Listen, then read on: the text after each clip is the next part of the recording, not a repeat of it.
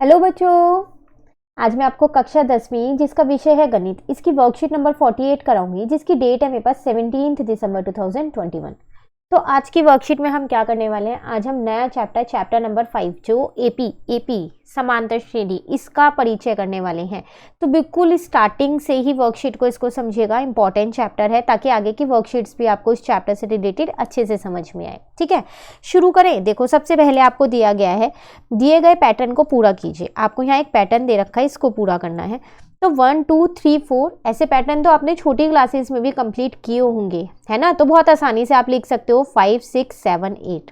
ठीक है, देन 100 80 60, अब पता है 20 20 का गैप है, तो 40 आ जाएगा, 20 आ जाएगा, 0 आ जाएगा और -20 आ जाएगा, क्योंकि 0 में से जब 20 माइनस करेंगे तो -20 आएगा।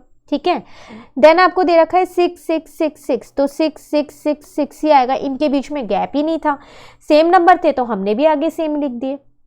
ठीक है, अब इससे रिलेटेड एक तालिका दे रखी है। तो कह रहा है प्रथम पद, मतलब जो पहला पद है, जो पहला नंबर है। तो अगर ए में देखे तो 1 है, बी में देखे तो 100 है और सी में देखे तो 6 है। ठीक है, फिर कह रहा है दो क्रमागत पदों के बीच का अंतर, मतलब पहले और दूसरे पद के बीच में जो अंतर है, या फिर दूसरे और तीसरे के बीच में जो अंतर है वो यहाँ लिखना है। तो अगर आप पहले वाले में देखो तो सब में 1 1 का अंतर है, दूसरे वाले में देखो तो 20 20 का अंतर है, और तीसरे वाले में देखो तो अंतर ही नहीं है, क्योंकि वो सभी सेम लिखे हुए हैं। फिर कह रहा है अंतिम पद, जो आपने आखिरी पद निकाला है, पहले वाले में 8 निकाला है, दूसरे वाले में -20 निकाला है, तीसरे वाला तो सेम ही है तो 6 ही लिख दिया। ठीक है, फिर आपसे एक और पैटर्न दे रखा है। कह रहा है एक व्यक्ति का वेतन 12,000 से शुरू होता है और वार्षिक 500 रुपये बढ़ाया जाता है। एक व्यक्ति की सैलरी है, वेतन मतलब सैलरी है, जो 12,000 रुपये से स्टार्टिंग है और हर साल 500 रुपये बढ़ेगी। तो करो पैटर्न को कंप्लीट। तो स्टार्टिंग में उसकी सैलरी 12,000 थी, उसके बाद 12,500 हो जाएगी एक साल के बाद, फिर 13,000 हो जाएगी अगले साल, फिर 13,500 हो जाएगी, फिर 14,000 हो जाएगी। ऐसे ये पैटर्न चलता रहेगा।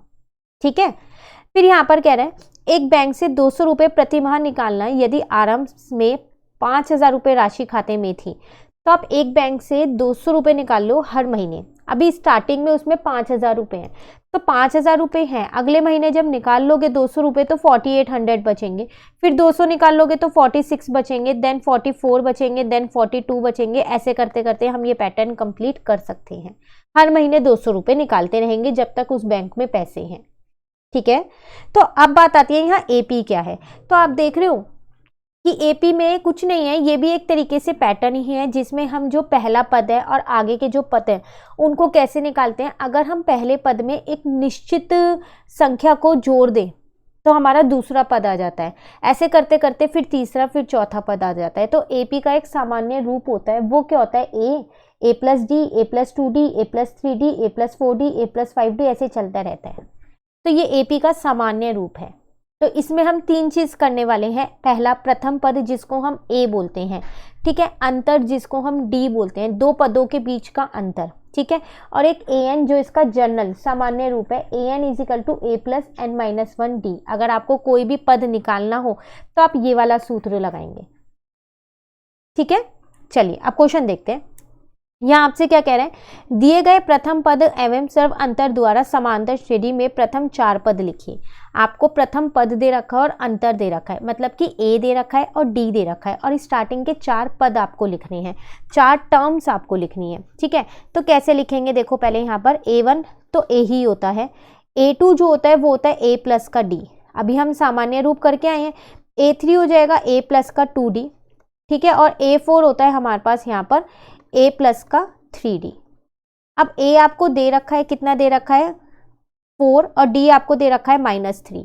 तो यहाँ लिख देते हैं 4, ये तो 4 ही रहेगा, यहाँ 4 प्लस ब्रैकेट में -3, यहाँ 4 प्लस 2 ऐसी है, d की जगह -3, यहाँ 4 प्लस 3 ऐसी है, d की जगह -3। तो 4 - 3 आपके पास 1 हो जाएगा, 4। अब देखो 2 3 जा 6, 4 - 6 -2 हो जाएगा, देन 4 - 9 -5 हो जाएगा। तो 4 पद आ गए, कौन कौन से, 4 1 -2 और -5, 4 1 -2 -5। क्लियर, एक और दे रखा है, a √2 है और d भी √2 है, तो चलो इसे भी कर लेते हैं। तो a1 तो a के बराबर ही होगा, तो √2 ही हो जाएगा। अगर हम a2 की बात करें तो वो होता है a प्लस डी, और अगर a3 की बात करें तो वो होता है a प्लस 2d। ठीक है, a4 क्या होता है आपके पास, a प्लस 3d। ठीक है ना। तो यहाँ आ जाएगा √2 प्लस का √2, यहाँ आ जाएगा √2 प्लस का 2 ब्रैकेट में √2, ठीक है। यहाँ आ जाएगा √2 प्लस 3 और d की जगह √2, तो √2 में √2 प्लस करेंगे 2√2, 1√2 में 2√2 प्लस करेंगे 3√2, 3√2 में 1√2 प्लस करेंगे 4√2। तो ये चारों आपके पद निकल के आ गए, देख लो ये रे वो चारों पद। क्लियर। चलिए दूसरा उदाहरण देखते हैं। कह रहा है एपी, आपको एक एपी दे रखी है का 127वें पद ज्ञात कीजिए, मतलब आपको A127 निकालना है यहाँ पर, ठीक है। तो अभी हमने एक सूत्र किया था, वो क्या था, AN is equals to A plus N minus 1D। तो अब N की जगह यहाँ 127 रख दो, A ऐसी है, यहाँ पर भी 127 माइनस 1 और D। अब बात आती है ये A और D कहाँ से लाएं, ये AP दे तो रखी है, A का मतलब पहला पद 108, तो यहाँ आ जाएगा 108 प्लस 126। अब बात करते हैं D की, तो देखो D कैसे निकालते हैं, दूसरे पद में से पहले पद को माइनस करके। तो 100 में से 108 को माइनस करोगे तो माइनस का 8 आएगा, तो यहाँ लिख दिया माइनस का 8, ठीक है। तो 108 माइनस, अब मैं आपको डायरेक्ट माइनस करके बता रही हूँ, यहाँ पर 126 को 8 से मल्टीप्लाई किया तो 1008 आएगा। अब 1008 में से मैं 108 को माइनस कर दूंगी तो 900, तो मतलब जो 127 वाला पद है ना उसका क्या मान है, 900 है। क्लियर, ठीक है। माइनस का 900 आएगा, हाँ माइनस का आ रहा है, ठीक है। चलिए थर्ड वाले में कह रहे हैं किसी एपी का प्रथम पद अगर 2 है, मतलब कि ए आपको 2 दे रखा है, और 10वां पद मतलब कि A10 आपको 47 दे रखा है, तो इस एपी का अंतर बताइए, मतलब कि डी आपको निकालना है। आसान है, देखो यहाँ पर सिर्फ सूत्र याद होना चाहिए। ए आपको 2 दे रखा है और A10 आपको कितना दे रखा है, 47 था। तो A plus N minus 1D, ये वाला सूत्र याद रखो। तो A प्लस N की जगह 10 माइनस 1D, तो मैं इसको लिख सकती हूँ A प्लस 9D, तो इसको मैंने लिख दिया A plus 9D is equal to 47। A का मान 2 है तो 2 रख दिया, 9D ऐसी है इजिकल टू 47। 9D इस 2 को दूसरी साइड ले गई, माइनस होके ये 45 बन गया, D की वैल्यू यहाँ से निकल गई 5, ठीक है। देखो ये रही 5। क्लियर। चलिए अभी कुछ क्वेश्चंस दिए हैं वो देखते हैं। कह रहा है इनमें से कौन सी समांतर श्रेणी है, हाँ या ना लिखिए। जो एपी है उस पर हाँ लिखना है, जो एपी नहीं है उस पर नहीं लिखना है। अब कैसे पता चलेगा, तो आप क्या करो, दो दो जो पद है ना उनके बीच का अंतर चेक कर लो। अगर सब पदों के बीच में सेम अंतर है तो ये एपी है, नहीं तो नहीं है। तो अगर आप पहले वाले में देखो तो 2 और 4 के बीच में 2 का अंतर है, और लेकिन दूसरे में देखो 4 और 8 के बीच में 4 का अंतर है, तो ये तो अलग अलग अंतर है, तो ये एपी नहीं है, ठीक है। अब अगर आप इसमें देखो 0 से -4 तक में अंतर कैसे चेक करते हैं, माइनस करके, तो -4 है। अब -8 में से -4 को माइनस करोगे तो -8 + 4, तो भी -4 ही आ रहा है। अब इसमें से जब इसको माइनस करोगे तो भी -4 ही आएगा, तो ये एपी है, ठीक है। फिर यहाँ पर देखो A 2A 3A 4A, ये तो देख के ही पता चल रहा है ये एपी है, क्योंकि इन सबके बीच में A का ही अंतर है, एक एक का, तो ये भी एपी है, ठीक है। नेक्स्ट में कह रहे हैं दी गई एपी में प्रथम पद और स्रव अंतर लिखिए, मतलब ए और डी आपको लिखना है। तो ए तो आसान है, पहला ही पद होता है, फटाफट से लिख दो। डी का मतलब क्या है, दूसरे पद में से पहले पद को माइनस कर दो, तो -2। दूसरे पद में से पहले पद को माइनस कर दो, तो -1 + 6, तो कितना आ जाएगा, 5 आ जाएगा, ठीक है। एक सेकेंड, यहाँ पर गलत हो गया है, ये माइनस माइनस प्लस यहाँ 5 आएगा, तो यहाँ पर 4 आएगा,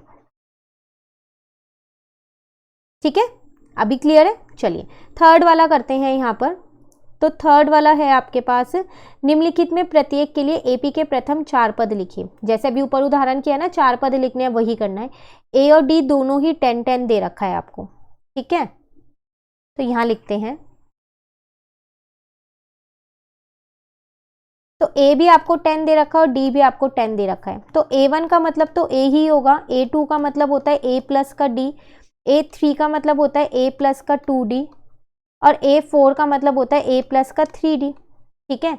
तो यहाँ पर तो 10 ही आ जाएगा, यहाँ पर आ जाएगा 10 + 10 मतलब कि 20 हो जाएगा, यहाँ पर हो जाएगा 10 + 2 × में 10, इसका मतलब 10 + 20 तो 30 हो जाएगा, और यहाँ पर कितना आ जाएगा, 10 + 3 × में 10 हो जाएगा, इसका मतलब कि 10 + 30, तो यहाँ पर 40 हो जाएगा।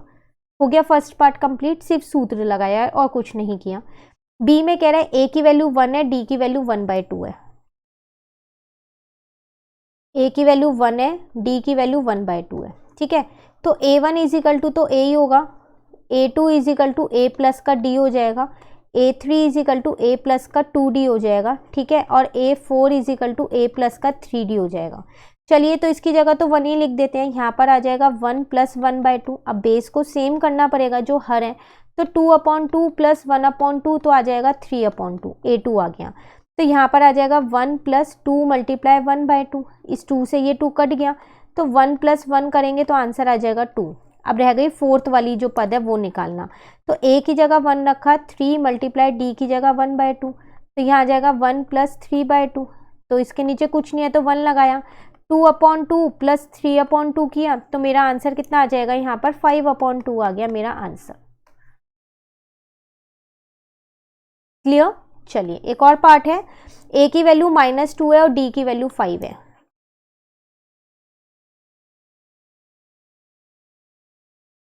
तो A1 मतलब तो A ही हो जाएगा, तो -2 ही आ जाएगा। A2 का मतलब क्या हो जाएगा, A प्लस का D हो जाएगा। A3 का मतलब क्या हो जाएगा, A प्लस का 2D हो जाएगा। और A4 का मतलब क्या हो जाएगा, A प्लस का 3D हो जाएगा। ठीक है, तो -2 प्लस का 5 करेंगे तो 3 आएगा, -2 प्लस 2 इंटू 5 करेंगे तो -2 प्लस का 10 करेंगे तो 8 आ जाएगा, फिर -2 प्लस 3 इंटू 5 करेंगे तो -2 प्लस का 15 करेंगे तो 13 आ जाएगा। ये आपका आंसर। क्लियर सी पार्ट भी? चलिए डी क्वेश्चन नंबर 4 पे आ गए। कह रहे हैं a plus 15d is equal to 100 के लिए n का मान क्या है। देखो a प्लस 15d है तो इसका मतलब ये a16 की तो वैल्यू है, उसी का तो मान है a16 का। a16 को ही तो हम a प्लस 15d लिखेंगे, जैसे कि मैंने a4 को a प्लस 3d लिखा था तो इसको ही लिखूंगी फिर a16 को a प्लस 15d। तो n कितना है यहाँ पर 16, तो यहाँ 16 आएगा। ठीक है, सॉरी। फिफ्थ करते हैं, AP दे रखी है का 10वां पद ज्ञात कीजिए। तो आसान है, A10 निकालना है आपको फिफ्थ क्वेश्चन में। तो अगर हम देखें तो A10 का मतलब क्या होगा, A प्लस का 9D।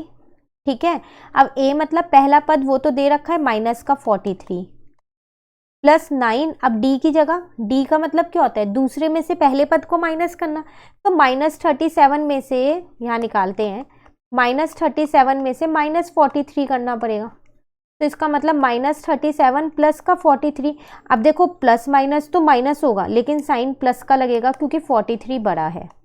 ठीक है, तो -43 और 6 9 जा कितना हो जाएगा 54। फिर वही 54 में से 43 तो माइनस होगा लेकिन साइन प्लस का लगेगा क्योंकि 54 बड़ा है। ये लो, ये आपकी निकल गई 10वां पद। क्लियर?